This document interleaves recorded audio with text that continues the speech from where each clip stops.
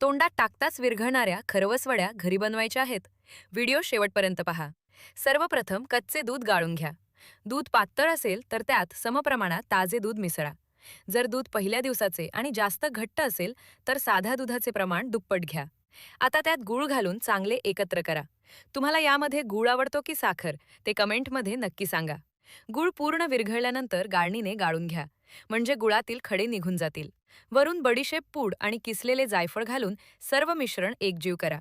आता भांड्यात पाणी गरम करून त्यात स्टँड ठेवा. त्यावर दुधाचे भांडे ठेवून झाकण लावा, जेणेकरून वाफेचे पाणी दुधात पडणार नाही. झाकण लावून मध्यम आचेवर 25 ते 30 मिनिटे वाफवा. यामध्ये काडी घालून तपासून पहा. काडी ओली आली तर थोडेसे पाणी टाकून अजून थोडा वेळ वाफवा. जर काडी कोरडी बाहेर आली आणि वरच्या बाजूंनी कडेला असे पाणी जमले असेल तर खरवस शिजला आहे. आता गॅस बंद करून 10 मिनिटे तसेच झाकून ठेवा. नंतर सेट होण्यासाठी अर्धा तास फ्रीजमध्ये ठेवा. चाकूने कडा सोडवून चौकोनी काप करा आणि बघा, सुंदर मऊसर खरवस वड्या तयार.